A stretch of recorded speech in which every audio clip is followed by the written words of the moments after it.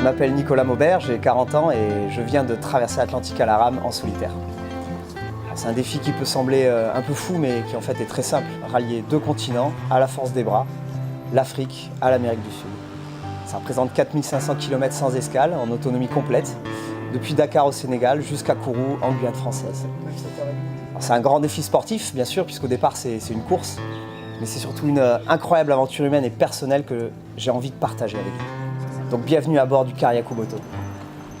On est à Dakar, au quartier Maréchal, et je vais ouvrir mon container. Quand j'atterris à Dakar, une semaine avant le grand départ, je suis serein, je suis heureux, je suis prêt. J'ai derrière moi 3 ans de préparation, avec pas mal de rebondissements, des sacrifices parfois, mais surtout des découvertes et des rencontres extrêmement riches. Il a fallu réunir le budget avec la recherche de partenaires, assurer la communication, rénover le bateau qui a nécessité plus de 600 heures de travaux, se préparer techniquement et tactiquement avec mes routeurs en étudiant la navigation océanique, la sécurité hauturière, la tactique de course. Se préparer physiquement bien sûr avec un entraînement physique intensif et puis assurer toute la logistique. On va mettre à l'eau le bateau là, alors moyen de levage certifié à PAV. On a vérifié là, c'est bon. Il y a tous les agréments. Jusqu'au bout, c'est compliqué parce que je n'ai pu récupérer mon bateau que 3 jours avant le départ à cause de soucis de douane. Mais à ce moment-là, je ne doute pas parce que je suis extrêmement bien préparé et surtout, je suis très très bien entouré. Ouais, on se va de l'autre côté.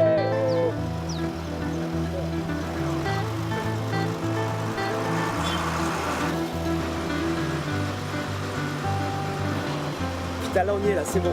Il m'amène jusqu'en Amérique du Sud, là, comme ça, jusqu'en Guyane.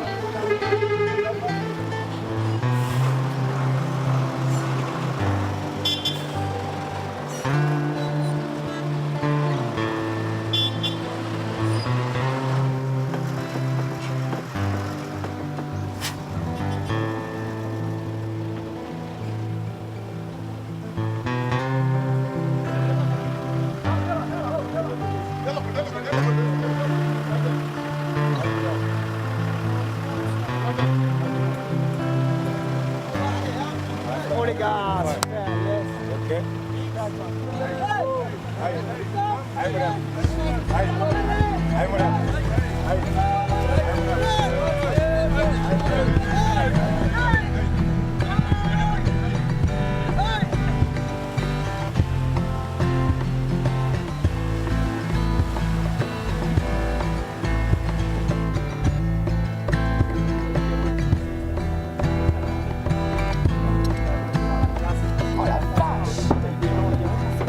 Sinon il l'enregistre et c'est peut-être ça qui s'est passé en fait. Merci beaucoup. T'as le petit café là. Voilà, du petit matin. Petit matin. Et on vous souhaite. Et pendant la une bonne traversée, chance. vous pouvez aussi venir là au large, Ah. sur l'océan. Amener petit café, ça c'est bon. C'est bon, hein? On va venir en hélico. Allez, ok. Tout au long de la semaine à Dakar, j'ai la chance d'être accompagné par ma famille et des amis proches venus de Guyane, de métropole. C'est rien, c'est bon. C'est des vacances quoi. Ils m'ont beaucoup aidé à décompresser avant le départ. Ils représentent aussi tous ceux, et ils ont été nombreux, qui m'ont soutenu de près ou de loin pendant la préparation. Et surtout, je me suis lancé dans ce projet pour vivre et partager des moments d'émotion intenses. Et c'est vrai que les quelques heures avant le départ, c'est un moment vraiment particulier, un mélange d'excitation, d'envie, de délivrance. Et à ce moment-là, on ne triche pas avec ses sentiments. Et pouvoir partager ça avec ses proches, c'est quelque chose d'unique, de très important pour moi. Bah, c'est la vie, tout simplement. Yeah. Allez, on t'aime, mon petit Vixen. Hein? Et tu rames bien. Hein? Yeah.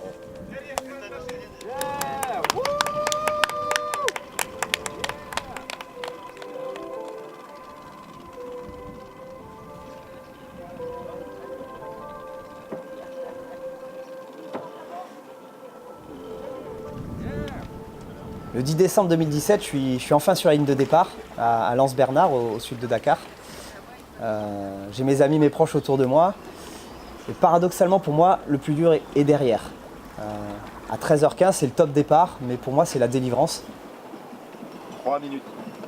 3 minutes 13 minutes Je n'ai eu aucune appréhension car c'est vrai que j'attends ce moment depuis tellement longtemps, je suis prêt à 200%.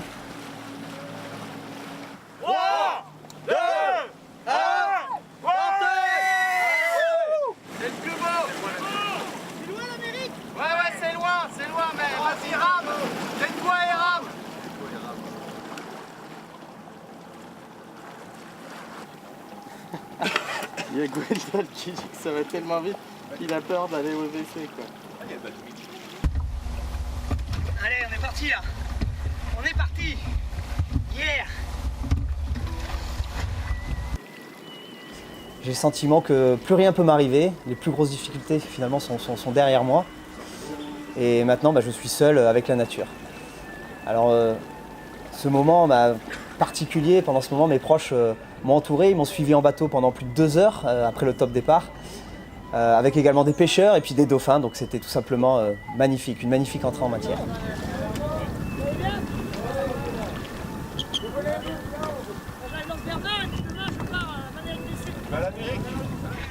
Vous m'accompagnez à traverser? Ça empêchera.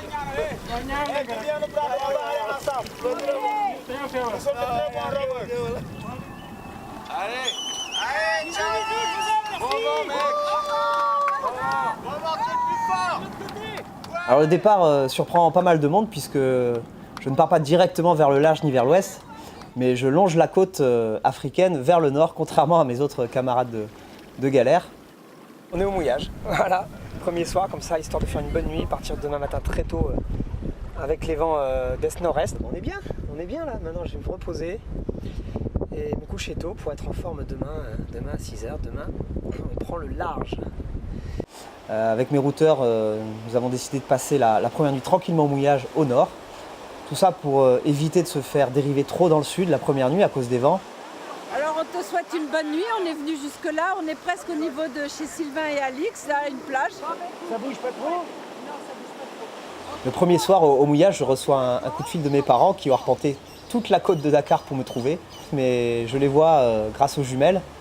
Et je sais que ça a été très très dur pour eux, c'était important de me faire ce dernier coucou avant de partir. C'est forcément toujours plus dur pour ceux qui restent et ce dernier coup d'œil leur a fait énormément de bien. Il est 5h du matin. Il fait encore nuit dehors, il y a la lumière de Dakar. Là j'ai mis le réveil et c'est un peu dur quand même. Réveil 5h là, pour départ à 6h. Donc il faut juste se réveiller, il a l'air de faire un peu froid dehors là, il y a du vent et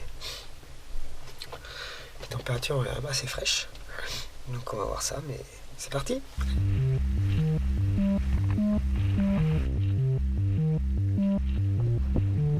Bonne sensation, c'est magnifique.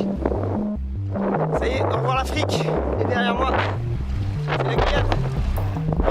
Dès les premiers jours, j'ai de très bonnes sensations de rame et j'arrive à bien régler le bateau pour avancer dans la bonne direction quand je ne rame pas. Physiquement, je me sens parfaitement bien. Tout ça, c'est le fruit d'une préparation minutieuse avec de nombreuses sorties avec le bateau en Guyane.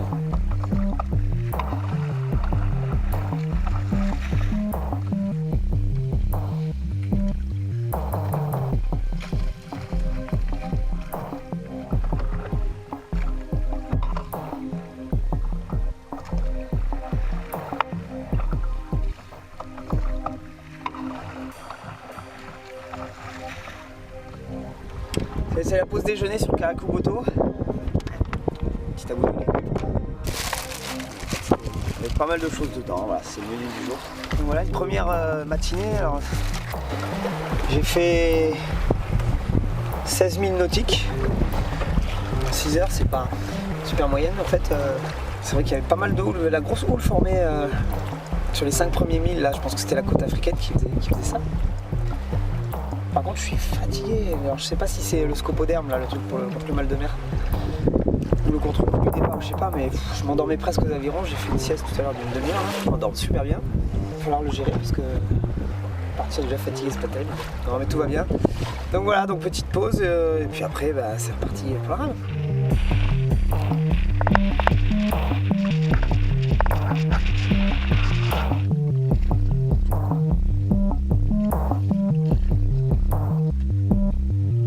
J'ai ramé de nuit entre 5h30 et 6h30 pour éviter un crabe ou une plateforme, je sais pas ce que c'était. Bon, après c'est toujours un peu space pendant la nuit, on sait pas donc on n'a pas trop notion de distance et mon AIS détectait rien. Alors est-ce que c'était une plateforme et qu'ils n'avaient pas d'AIS? Et là il est 8h15, il faut que je m'y mette maintenant du coup. Il fait 25 degrés dans la cabine, tout est nominal. Et cette nuit j'ai eu même d'ailleurs à 5h quand j'étais là, mon premier visiteur. Tac, un poisson volant. Tu dis bonjour à la caméra, poisson? Bonjour. C'est pas très bon ou alors pour ma part, mais bon, pour l'instant j'ai pas la tête à pêcher. Allez, salut Wilson. Wilson fiche.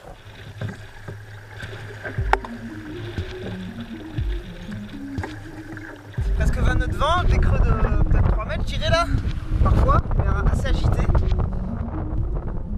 Mais j'ai fait des petits surfs là, vraiment un peu dans l'axe, des petits surfs jusqu'à 6 nœuds en instantané. Waouh, ça c'est bon, hein. La mer elle est là, je m'éclate. La mer est belle, regardez ça.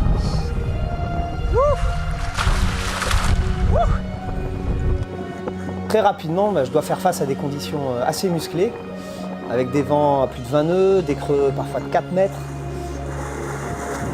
La première nuit au large, quand les déferlantes viennent taper sur le bateau, on les entend arriver, tu as l'impression qu'il va se briser en deux ou au mieux se retourner.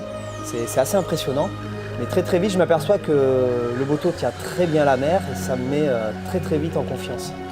Du coup, assez rapidement, je suis bien dans ma tête, j'ai pas le temps de tergiverser et surtout pas du tout le temps d'avoir peur.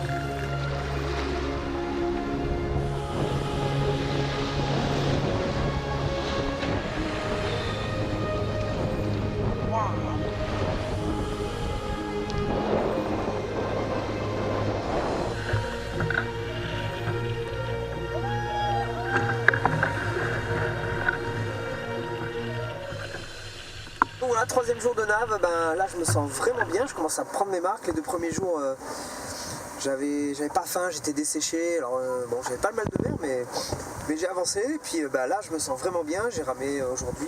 Le bateau se comporte super bien avec les vagues, il tient bien le cap, ça c'est top.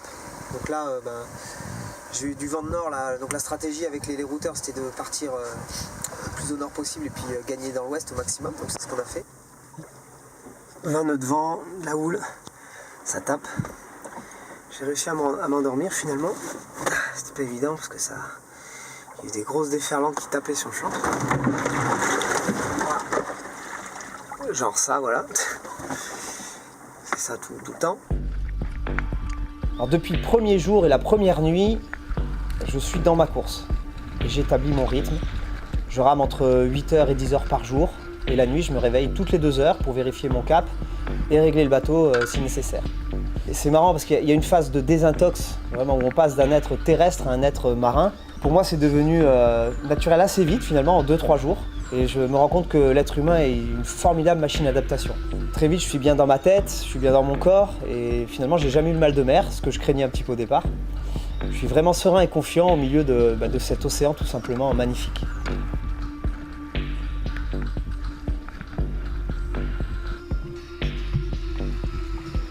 Alors on parle souvent du problème de la solitude. Paradoxalement, je ne me suis jamais senti autant entouré que pendant ma traversée. À bord, je recevais tous les jours des dizaines de messages, de proches, de moins proches, même d'inconnus, qui me remercient de les faire rêver, tout simplement. Et puis c'est vrai que quand tu y penses dans la vie de tous les jours, avec le boulot, les contraintes quotidiennes, on court partout, et finalement, est-ce qu'on n'est pas plus seul dans cette frénésie de la vie? Tandis que là, au milieu de l'océan, jamais on avait autant pensé à moi, finalement. Alors c'est vrai que ça ne m'empêchait pas de parler régulièrement aux oiseaux, aux poissons autour de moi. Mais c'est vrai que j'ai jamais senti cette solitude.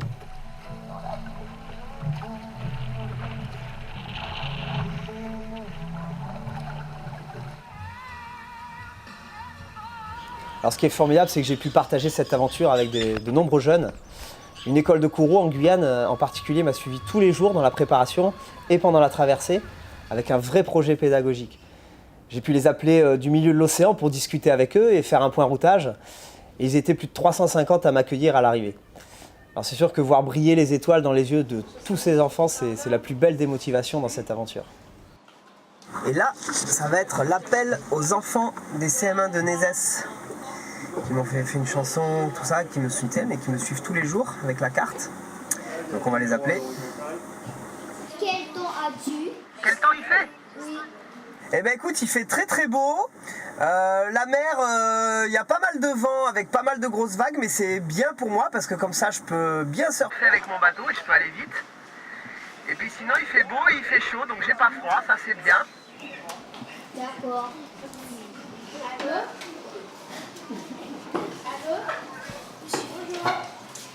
J'ai croisé un gros bateau la première nuit. D'ailleurs, il était 5 h du matin, je me suis réveillé. Et puis j'ai même ramé un peu fort pour passer derrière le bateau parce qu'il avait toutes ses lumières. Et après, depuis 6 jours maintenant, j'ai croisé personne. Je suis tout seul au milieu de l'océan là.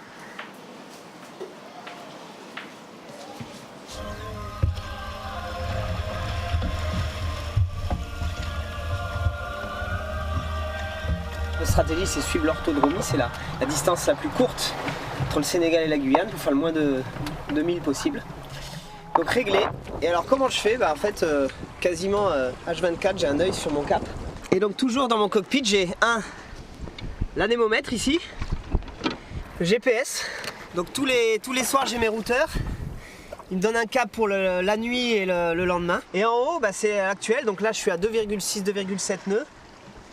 Donc vous voyez, sans ramer, ça c'est pas mal. Tous les jours, je vérifie que là, mon cap, il correspond à ce relèvement. J'ai tous mes waypoints depuis le Sénégal et en gros, bon, on voit pas très bien, mais j'ai réussi à tenir ce cap à peu près tous les jours. Et ça, c'est le fruit de pas mal de journées de préparation en mer avec le bateau. Joyeux Noël la Guyane, joyeux Noël la métropole, joyeux Noël la famille, joyeux Noël les amis. Joyeux Noël tout le monde. On est le 24 décembre. Je suis au milieu de l'Atlantique. Et j'ai la patate.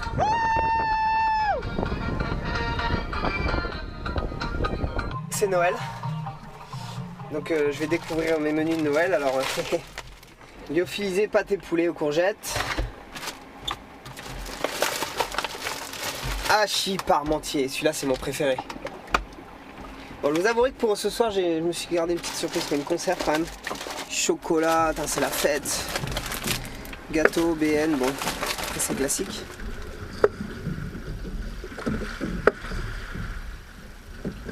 Je vais regarder mes cadeaux de Noël. Regardez, c'est les vidéos de mes loulous. Et puis il y a une grosse vidéo aussi là qui dure plus de 30 minutes là, je sais plus combien, donc de tous vos messages. Aventure est bien.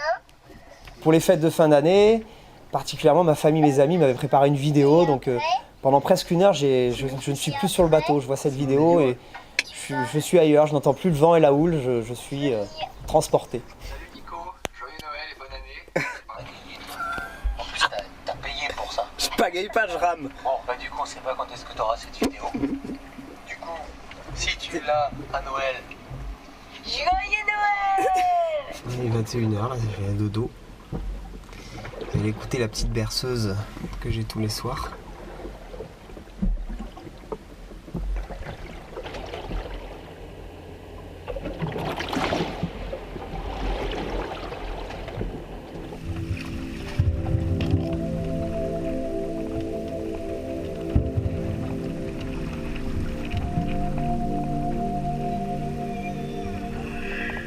Je suis passé chez le boulanger encore ce matin. J'ai ramené des chocolatines, du bon pain frais là, bon pain frais juste sorti du four. Et puis surtout, j'ai le meilleur cappuccino de tout l'Atlantique là. C'est un bon coin là, ça s'appelle un petit bar là qui s'appelle le Kariakuboto qui fait ça.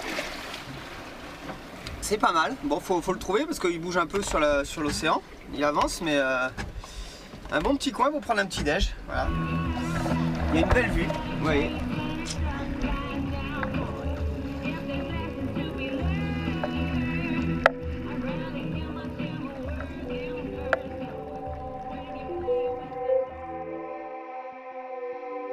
La connerie du jour.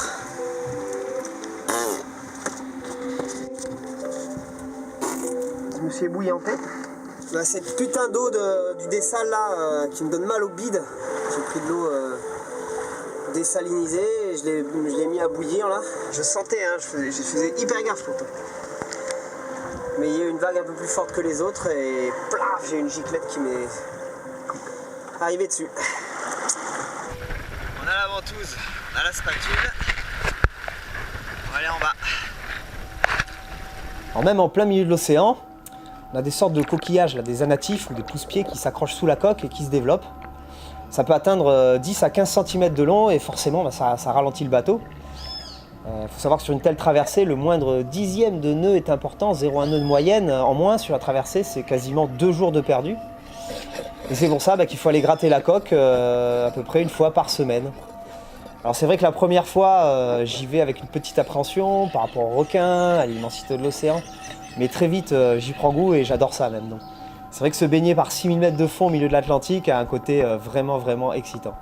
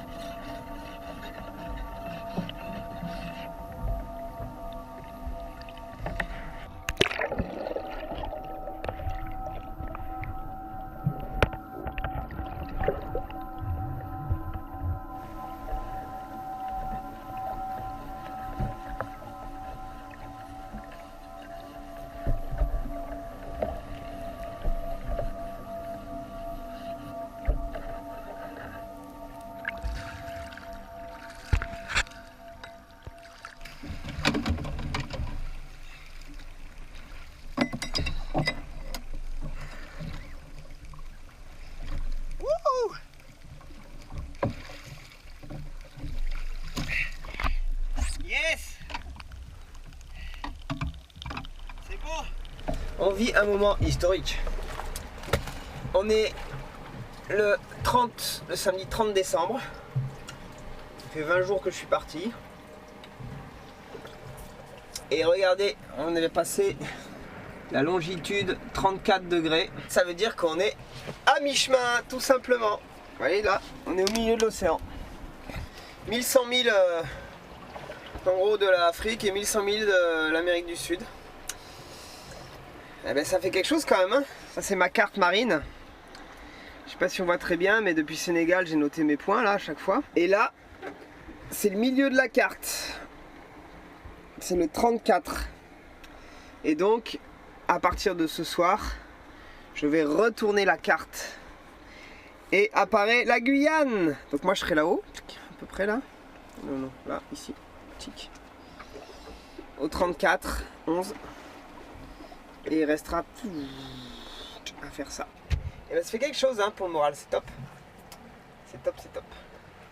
Et alors en 20 jours, j'ai pas croisé grand monde quand même. Avec moi. À part moi, il n'y a personne. Personne.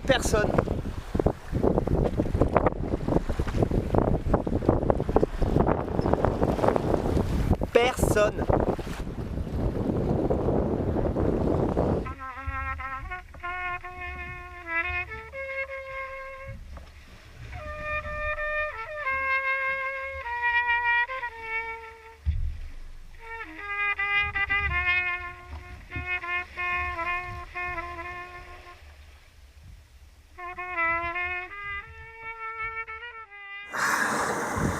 Je viens de me ébouillanter le pied en faisant mon repas là. Il y a un peu une vague un peu plus grosse que les autres, ça a renversé. J'étais en train de verser l'eau bouillante dans mon lyophilisé et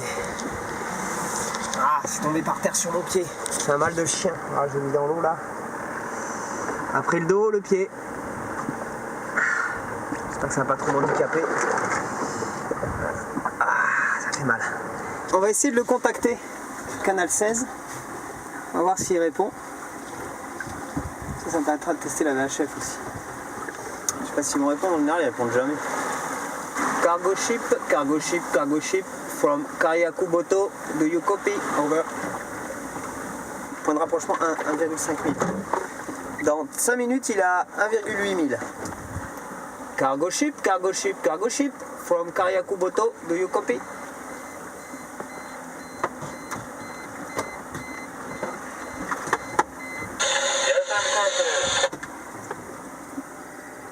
Hey, good afternoon. I'm a small rowing boat at your 270. 2 nautical miles from you, and I'm crossing the Atlantic rowing.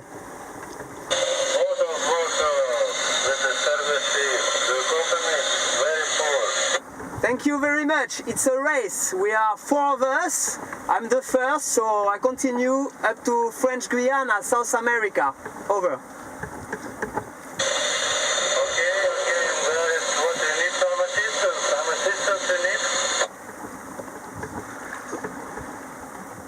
Could you repeat, please? Do you need some assistance? Do you need some assistance? Or maybe something you need? You okay? No, I don't need any assistance. I am perfectly okay. I am autonomous. Thank you very much for the help. Okay, got it. Rotterdam. So have a good trip. Have a good trip. And Happy New Year. Happy New Year. Yeah, thank you very much. Have a safe trip, you too, and Happy New Year to you and all your crew. Bye bye. Thanks much. Bye. Ben voilà. Et ça c'est cool, non? C'est le DS Charm, donc c'est un beau bébé. Record battu par rapport à l'autre, il fait 292 mètres de long. Je pense que c'est un pétrolier, on dirait que c'est un pétrolier un petit peu parce qu'il n'a pas de container. 292 mètres par 45 de large. Il va jusqu'à Singapour.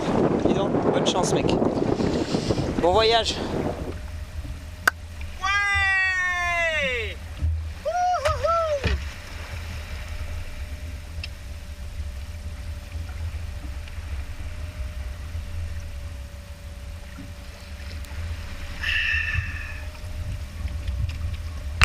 Ça fait du bien. Wouh!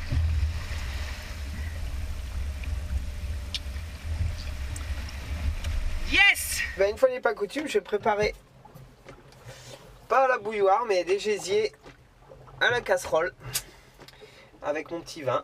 Bon, je le bois à la bouteille malheureusement parce que j'ai pas de verre suffisamment bien. Enfin,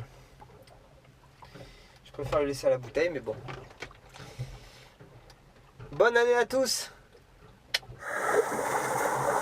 Et avec ça, moi je vous dis, traverser l'Atlantique sans cloque.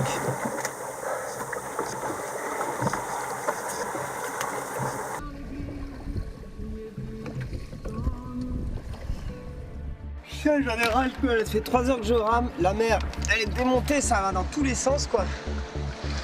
Je me fais brasser, ce qu'il y a c'est que c'est vachement compliqué de ramer et c'est pénible. Et toujours devoir caper à 258-260, en plus c'est contre les éléments là. J'ai pas la houle avec moi, il est un peu travers. Putain là aujourd'hui c'est chiant.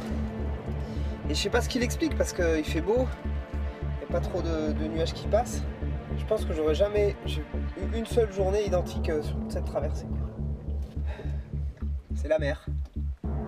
Et là c'est chiant parce qu'on dépense une énergie folle pour caper en fait, sans trop pouvoir avancer.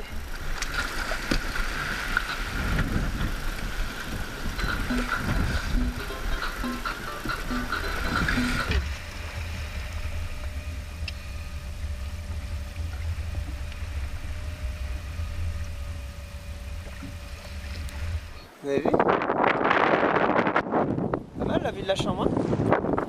C'est d'ailleurs la vue de mon salon aussi et puis de ma cuisine. Et de ma salle à manger. Le soleil se couche. Une journée de plus de passé. Je vous ai pas fait la visite de mon palace. Salon, salle à manger, cuisine. Alors dehors là, voilà.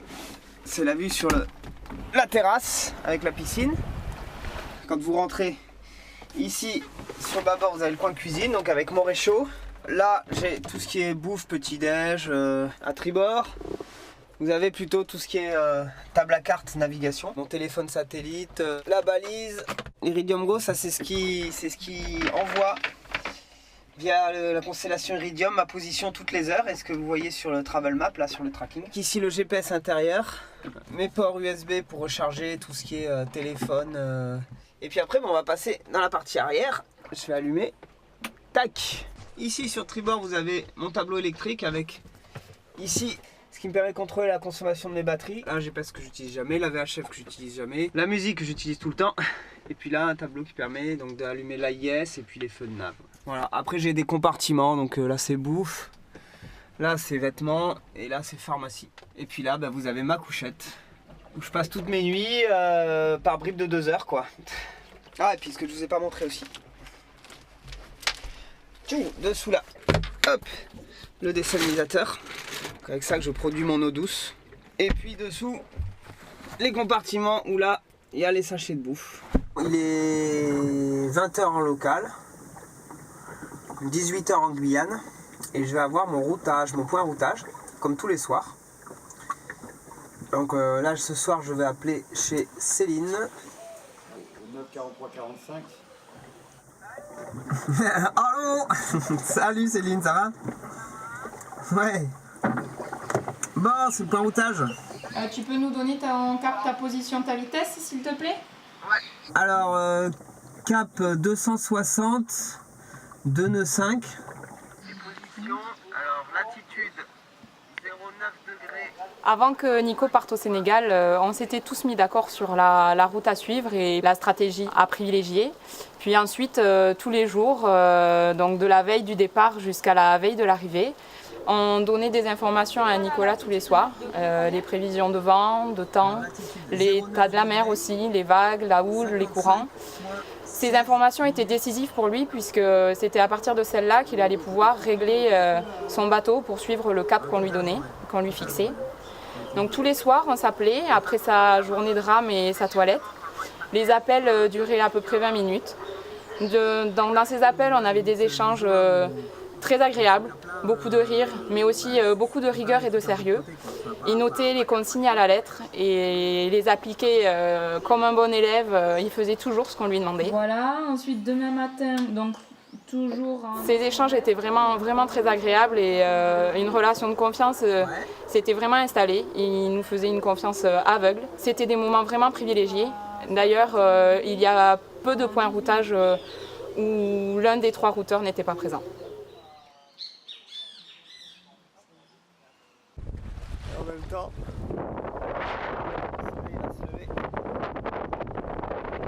là pour vous dire, je suis fatigué là. J'ai poussé un peu le coup parce que ça fait 2 jours que je suis dans une perturbation. Alors ça fait 2 nuits où j'ai pas trop dormi. Et puis la journée a bataillé un peu entre des moments où c'était le vrai rodéo, c'était un vrai combat avec la houle. On est bientôt aux 44 degrés de longitude, donc on va pouvoir descendre. Mais je l'attends, hein. Je veux dire que je l'attends.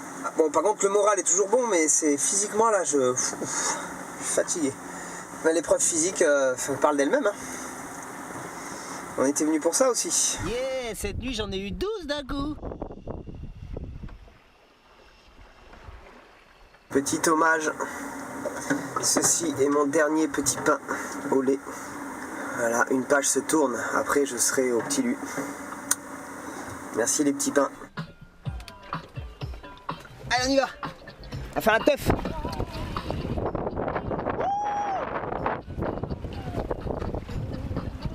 Allez, tout le monde. Tout le monde, tout le monde, tout le monde. On est au 9 degrés de latitude nord et 43,54 de longitude. Donc, c'est-à-dire que dans 6000 nautiques, je vais arriver au fameux point d'inflexion, on va dire, au point de virage. Je sais qu'il est 7h du matin là, donc je pense d'ici à 2h30, 2h30 max. Tchouk, je ferai du 245, donc ça sera beaucoup plus agréable d'ailleurs parce que les vagues seront un peu plus dans les fesses. Puis ça y est, j'entame ma descente. C'est le pied, c'est vraiment un grand jour, le 9 janvier 2018. Il fait beau, on est tranquille, mais regardez ce qui m'arrive dessus. Le problème avec les grains, ce n'est pas forcément la pluie qui ne me gêne pas. C'est plutôt les vents chaotiques qui les accompagnent et qui poussent le bateau parfois dans la mauvaise direction. Et puis après un grain, en général, le problème aussi c'est la pétole. C'est une période sans vent où à l'inverse, il faut ramer beaucoup plus fort pour pouvoir avancer. Et voilà, il est passé. Et derrière, c'est la pétole. Regardez les drapeaux. Ils sont en berne.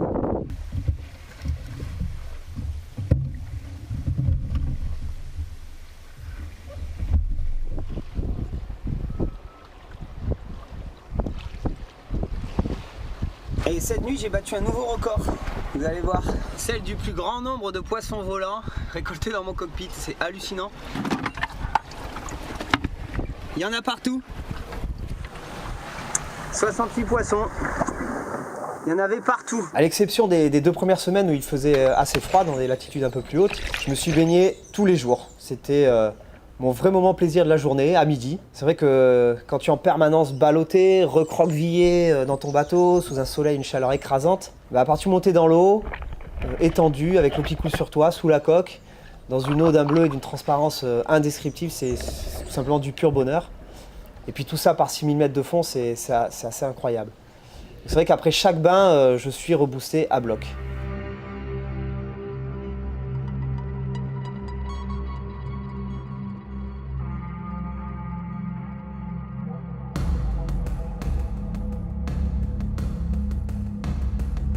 Des grains toute la nuit qui m'ont fait caper au 305-310. Donc j'ai fait à peu près 3-4 milles vers l'ouest et j'ai remonté d'1 degré, d'1 mille vers le nord.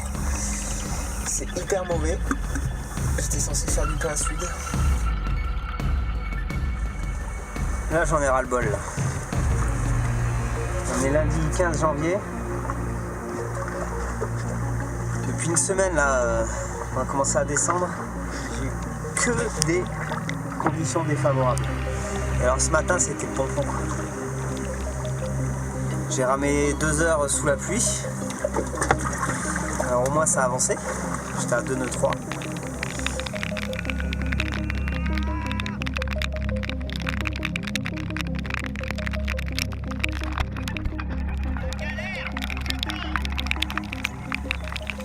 On est mercredi 17, 23h45, donc presque minuit. C'est la merde, c'est la caca, c'est la cata, c'est la catastrophe.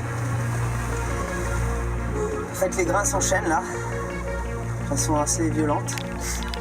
Ça fait 1 heure que je rame dans une énorme pluie. J'ai des courants nord là, c'est compliqué. Je repars plein ouest, voire nord-ouest. J'espère que j'ai pas déjà des courants pleine balle. Ça fait une demi-heure que je me bats là, je sais pas, et je sais pas quoi faire. T'as jusqu'au bout les coups de Trafalgar. Hein. Et si ça continue comme ça, je passe pas la ligne quoi.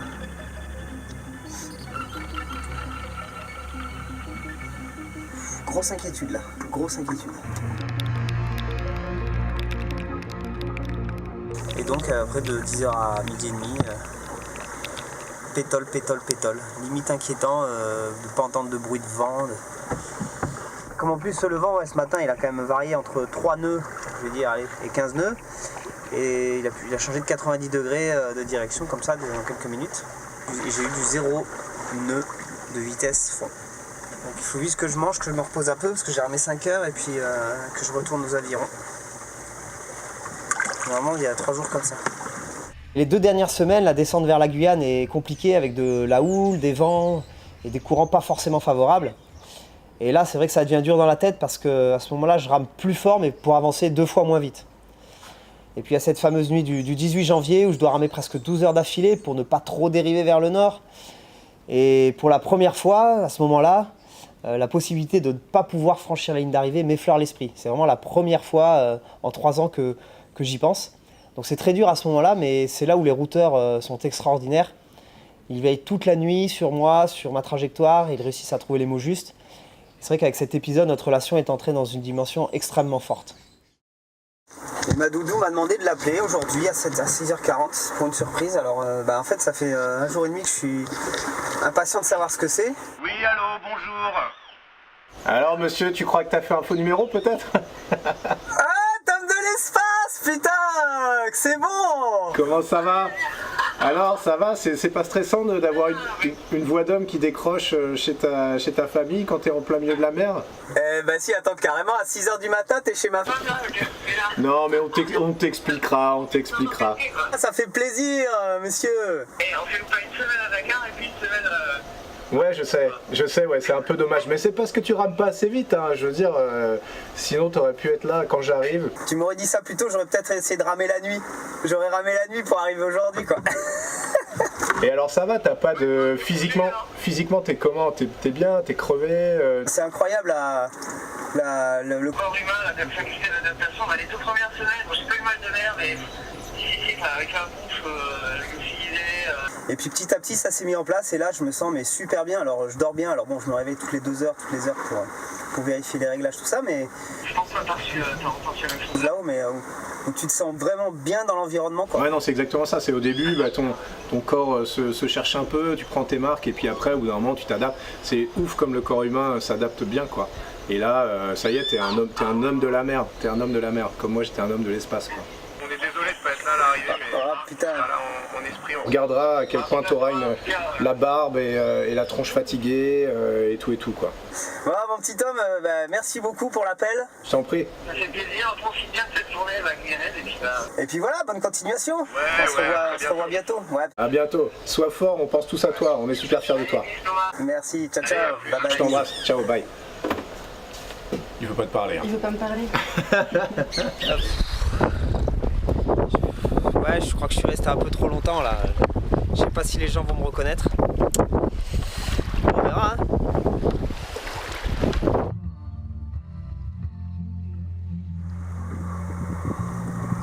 Un des derniers repas sur l'océan et pour ces derniers jours, regardez comme l'océan est beau. J'en ai tellement bavé les 3-4 derniers jours là que j'ai hâte d'arriver, mais en même temps quand je vois ça maintenant, on est bien là. Et là, pour ces derniers jours, la nature me laisse passer. Je suis fier et heureux d'avoir pu aller au bout de mon rêve. Bon, il reste 2 jours, il peut toujours y avoir des écueils encore, mais c'est surtout cette traversée qui est en solitaire où finalement je me suis jamais senti autant entouré. C'est vraiment ça J'ai jamais souffert de la solitude pendant cette traversée, jamais. Avec tous les messages que je recevais, c'est incroyable. Ça a été une aventure humaine poussée à l'extrême en fait.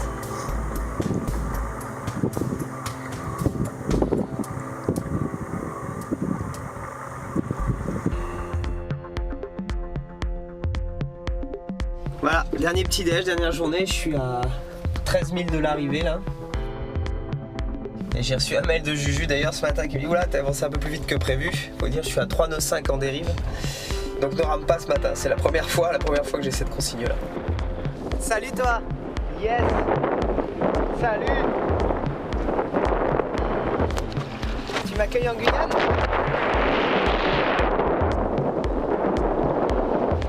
Wouh!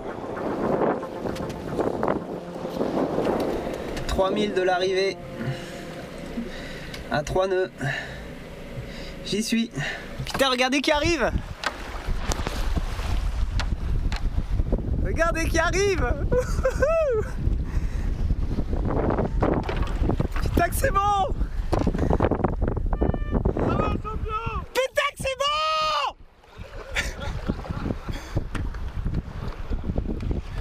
Wouh! Putain, ça fait du bien de vous voir! Putain!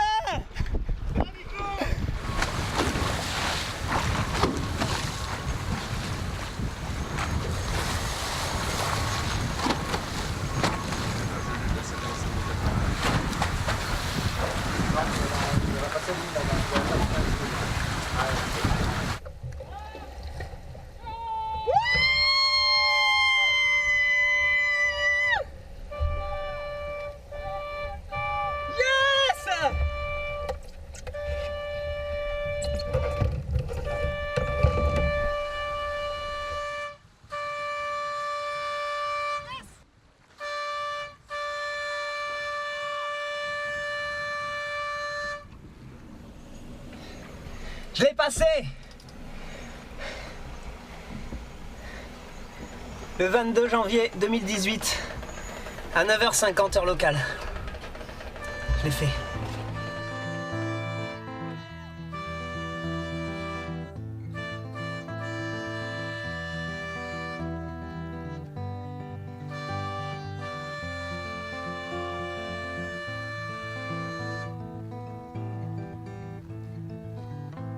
Ici, à Dakar, au son des tamas du Sénégal. Instant d'effervescence en Afrique occidentale. On a récupéré tout ça. Attention.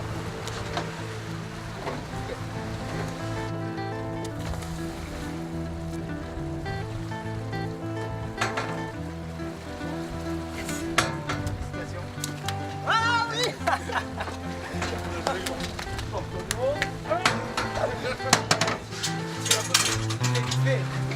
Ça va mec? Yes, ça fait plaisir.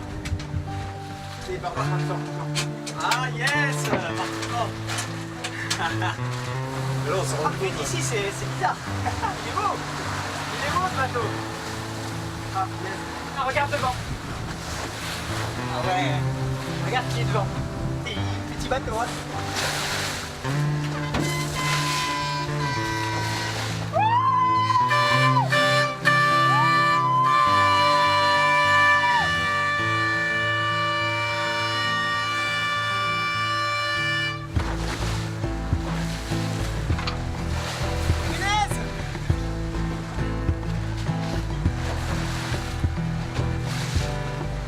J'ai pas souffert la solitude parce que j'étais entouré quand même tout le temps, mais là. Voilà. Putain, j'ai hâte de les serrer là.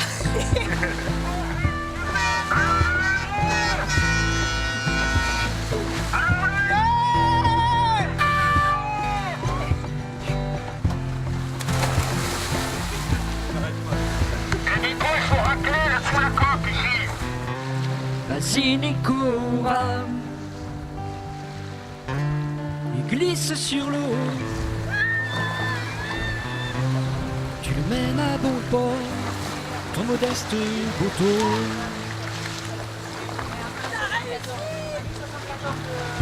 Les vents, les courants,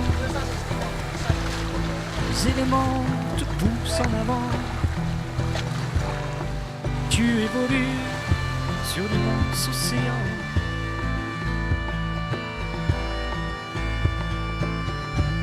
En solo, pas vraiment. La team est derrière toi, sois confiant. Nous y croyons tous, les petits et les grands.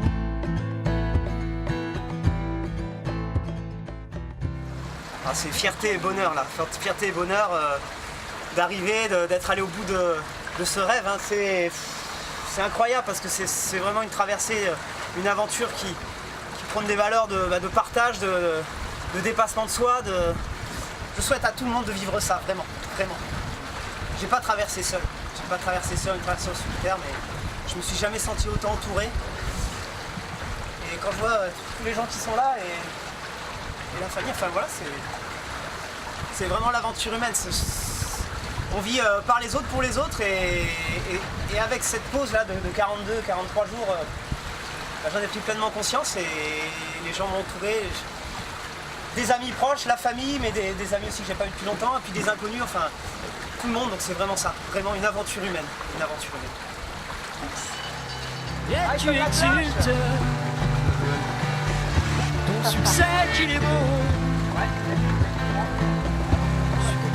On y va ? Allez, on y va. Sur ton petit par les gens.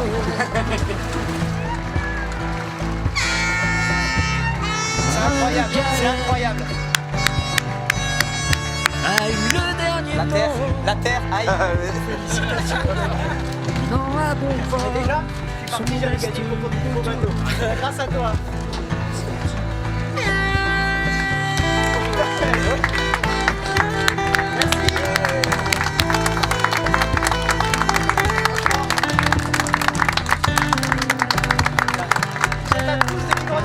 C'est incroyable, c'est incroyable.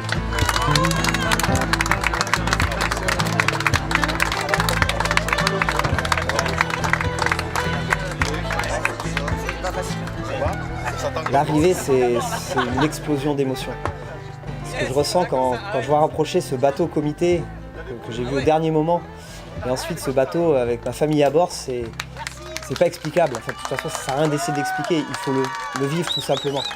Et c'est pour ça que je me suis lancé dans cette aventure, pour vivre ce type de moment. Il n'y a pas forcément de soulagement, car je suis bien sur l'eau. Il y a même une petite pointe de nostalgie que l'aventure se termine. Après tant d'années de préparation, après 42 jours de mer. Mais je ressens un bonheur tellement immense de revoir des gens tout simplement déjà, et puis bien sûr tous mes proches. Donc, finalement c'est ça la vie avec un grand V, c'est vivre pleinement des moments d'émotion totalement débridés. Et puis c'est vrai que plus l'épreuve est difficile et plus ces moments sont intenses. Donc s'il y a une chose à retenir, c'est oser vivre vos rêves, ça vaut vraiment le coup, lancez-vous des défis, c'est pour ça qu'il vaut vraiment la peine de vivre.